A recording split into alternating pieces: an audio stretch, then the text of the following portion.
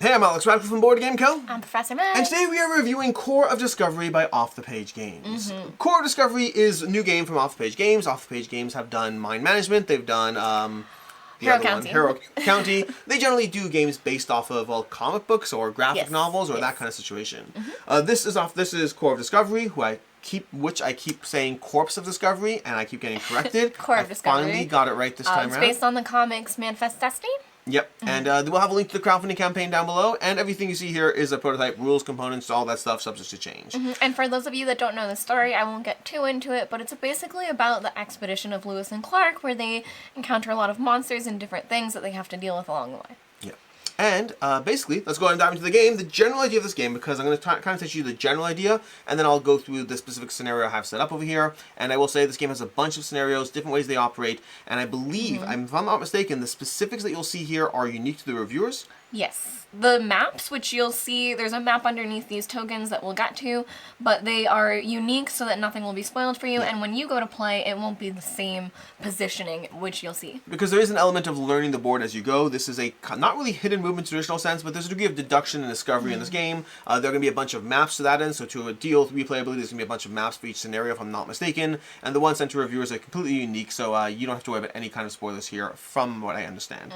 But let's go and dive into the basic game idea. The basic idea of this is you are on an expedition. You are on an expedition with a variety of goals, depending on the scenario you're playing in. But let's say, for example, the basic scenario, before I even dive into this unique one we have set up here, the basic scenario just has you trying to find 3 forts on the board to utilize those forts to kill the various monster threats you have. So you kind of have to find where the forts are, and to that end, every scenario has a bit of a logic puzzle, something to follow over here, which gives you the rules of that scenario. What things are next to which things will be found around other things. Rules such as, you only have 1 wood per row and column, so you know that if you find a wood here, there's no more wood in this row or this column. And this might be a lot of information that doesn't make sense to you yet, but the general idea is to accomplish your goals in the scenario, you need to kind of figure out this grid as fast as possible because you're on a crunch. You have limited resources, you have things constantly pressuring you, so the more you can figure out what's actually happening, the better, because time is money in this game. So to that end, you have these rules in place that help guide you or help you deductively figure out what's on the board. Past that, you have specific scenario goals. Like I mentioned already, in the basic scenario that you start off with, which is not what we have set up over here, you're just trying to find 3 forts so you can kill 3 monsters. In this particular scenario, we're trying to find this Vamidor monster over here. Once we find the first token, he's going to pop onto the board, and he's going to start moving around trying to kill the various members of the expedition that we put out, and we have to try to set up and control his movement to try to ensure that he, gets shot by the members of the expedition enough times. Once you shoot him 5 times, you completely enclose him. So, even just those 2 ideas of finding 3 forts versus finding a monster who's going to start running around the board, drastically different ways you're going to play through each of the scenarios. They all have slight nuances to, well, not slight, they have large nuances to how they feel and play differently, with the common idea that you have a rule of how things are laid out on the board, and then you have this whole board over here, which is where you're going to have your actual expedition that you have to deal with your economy, basically. You're going to start the game with the approaching the arch, and basically at the end of every day you have to deal with the things that are facing you. So for example, over here, you might have to have 1 wood, and if you do, you'll pass it and get 1 food. If you fail it, you'll get a food, but you'll lose a water.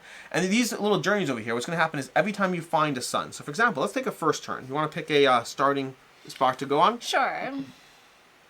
So when Meg flips that over, we're operating as an expedition. This is a cooperative game. She's going to stack that sun token. These are upside down tokens. She stacks that on there. Once we hit 5, we'll resolve this day. Then from here, we'll get 3 to this day, 3 to this day, and then you have an end of day challenge as well. So and then you're going to reset this board. So basically, you're going through a sequence of multiple challenges every single round, each of which require you to gather certain resources. And we over here, we found this tepe over here, which means there's going to be a skull somewhere. What did we find?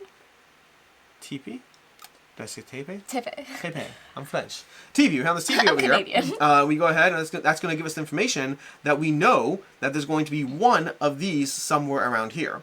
We also know that the monster is not found around the skull. So if there's a skull here, there's not a monster here. But if the skull's over here, the monster could well be over here. And potentially one of these is food? Potentially one of those, from which rule are we looking at? Oh, yes. Potentially one of these 4. These 2 is food.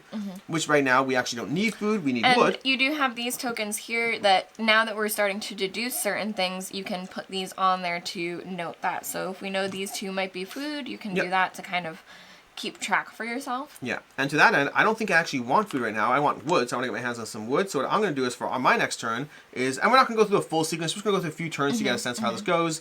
Now you have different abilities and stuff too that you can use to do things, or your items. So your turn also isn't as straightforward as just going back and forth. Yeah, and I'm going to go ahead and you also could trade a resource out of tape here as well. I'm going to go ahead and move forward to this one over here, gathering that. And look at that. We got that little thing over here, which we can place a shelter over there. I'm going to put that there. Where do you want to go from here? So I'm going to guess that this is food and see what happens.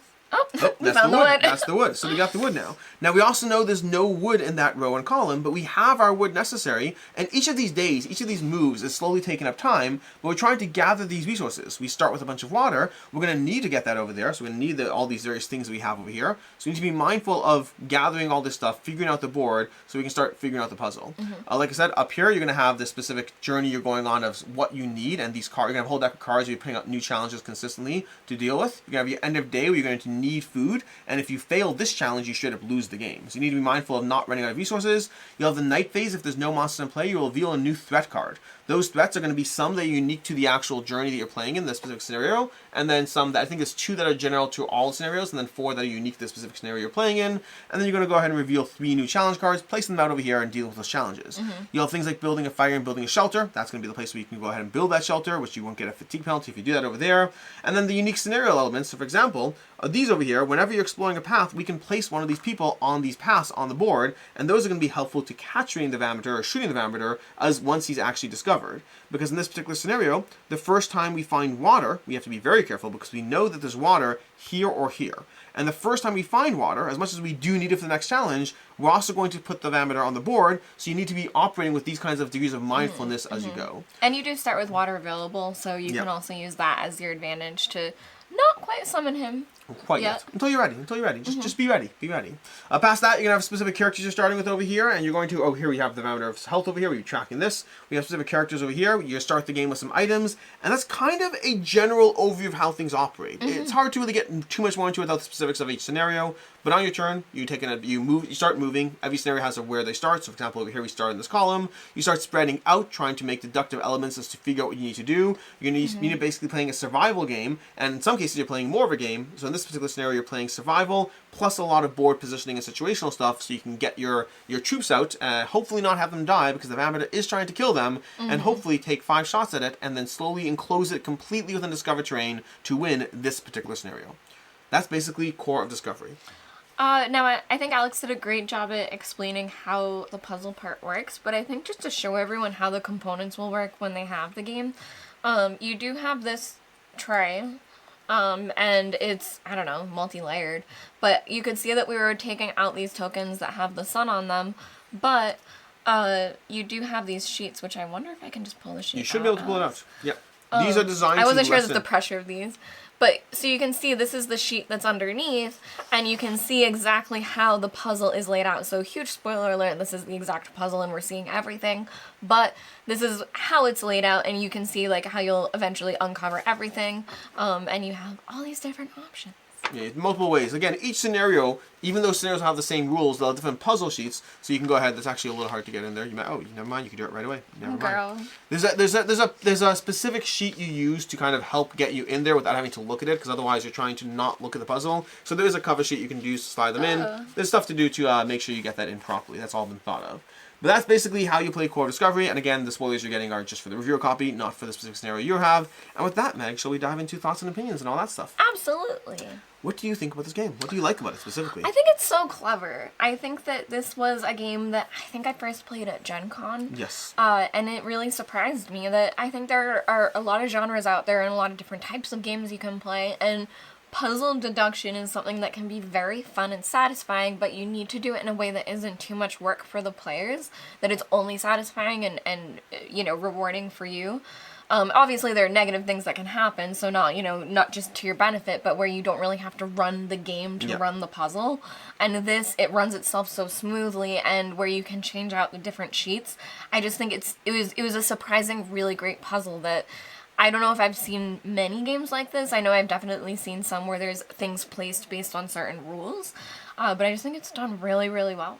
Yeah, this one was like you said, Jay was showing this off at Gen Con, and for me it was one of those hidden gems kind of. Like I sat down to demo it, it's all good, and then I played it and was blown away by how well the system worked. I like deduction games to a degree in games, but I often say that my favorite deduction game generally is a game called Tiwanuku, and the reason I like that the most is because even though it's technically competitive, players tend to operate almost cooperatively as they figure things out together. And this one is straight up cooperative deduction. It's fully cooperative. You're trying to figure it out together. You're working together logically to be like, well, if this is here, that's there. And so you have that kind of almost minesweeper approach of logically figuring out where things are, but then that's paired up nicely with a resource management game. A resource management game that's going to be throwing the game at you in a way that is hard, but not too hard. It's a nice level of challenge to it. You can definitely win, and when you lose, you feel like you're close, and when you win, you feel like you earned that victory, which is a big deal. So I like deduction, I like cooperative deduction, I like powers and abilities, and between the characters all having unique powers, as well as all the host of abilities you can have, the various items you're going to be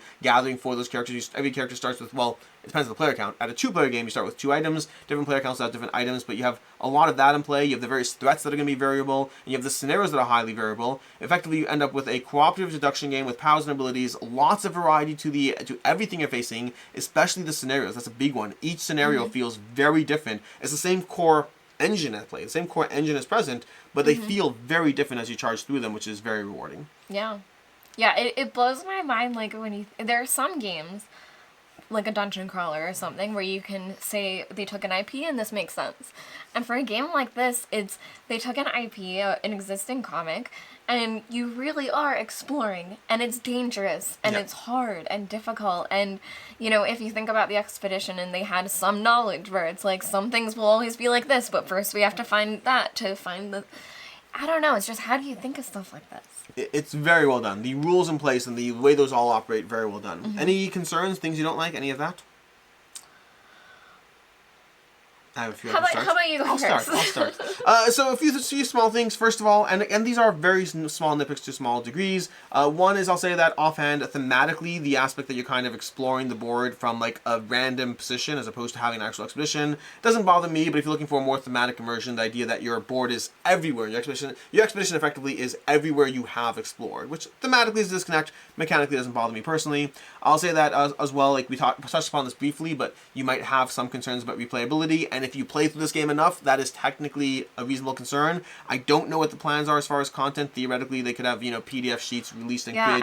I would check out their page to see what they have planned, because I don't want to be wrong, but I believe there's a lot of sheets. I believe there's plans for a lot. But if this is a game that you want, if like, for me, it's never an issue. Again, I mentioned Tiwanuku. Tiwanuku has like 27 scenarios. I've not played through all of them, despite really enjoying that game. So for me, it's not really an issue, but for you, it can be. I'll say that for me, the biggest thing is, despite appreciating the scenarios, I love the variable scenarios, but you always have to reapproach, like, okay, well, these are the components we need for this scenario, so we have to shuffle out these cards, and we have to grab these tokens, and learn those rules. It's not the end of the world, but as much as I appreciate the variability that a scenario-based approach can bring, it does mean that you're doing a lot of fiddly component swapping and rules adjusting around the specifics of whatever scenario you're diving into.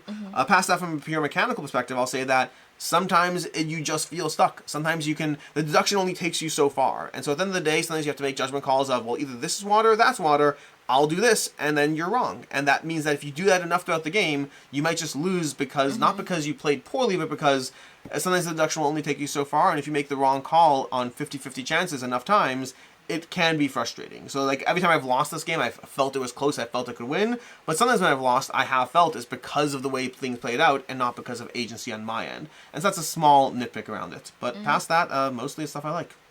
Yeah, I would say another concern would be that this game, because of the way the co-op is, if you usually play in a group that has someone who's very strong with puzzle deduction, you could have an alpha gamer type issue where someone's telling you, like, you need to pick this one, that's the right one, and then you kind of get locked into feeling like you have to do that thing.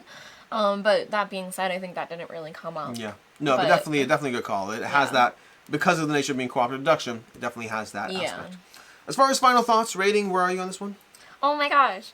Do you do ratings yet? You added one last time. I forgot. Yeah. I've done a couple. For me, I really enjoyed this one. Again, I was like super pleasantly surprised, and I think it's super unique for what it does, where it's not just another game in a certain genre. I would say for me, a little bit of it is fiddly.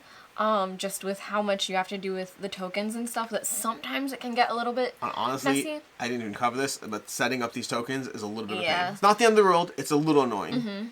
That I would give this a solid 4. Yeah, and that's where I am. For me, this is a 4 out of 5 as well. For the most part, I really like it. One thing I didn't really touch upon, but is a feeling that's present, is once you have the deduction down to a certain extent, it can feel a little on rails. You're like, okay, great. Well, we deduced that this is next to that. Therefore, these are the two options. Meaning, it doesn't always come down to that gut feeling or the... I do find, though, that this resource challenge, though, really pushes you. That even if you kind of get to the point where you know what you're doing, this adds the difficulty that for me, that isn't an issue. Yeah. But overall, I really enjoyed this one. For me, this is a 4 out of 5. I really like it. This is core discovery from Jay Cormarin, Off the Page Games. And I would say if you're a fan of the comics at all, just absolutely get it. Yeah. As far as other game recommendations, I mentioned it a few times this video, but I'm going to recommend Tiwanuku. If you want another deduction game, one that technically does have a solo mode, but I usually play it competitively and still feel like a cooperative game, I really enjoy Tiwanuku from Sit Down Games. And do you have any recommendations? This is a competitive game instead, but the one that it makes me feel the closest to with like the rules and placement is Cryptid. Yeah. Where Cryptid, you're all trying to find a certain cryptid and you're going against each other where you know certain rules, whereas this one, everyone knows the rules. But I think it's a similar vibe. Cryptid is, you're right, that is a good choice. It's both vibe-wise and deduction-wise. And Cryptid's in the one, so maybe. Yeah. Anyways, until next time, I'm Alex Radcliffe from Board Game Co. I'm Professor Meg. And have a good one. Bye.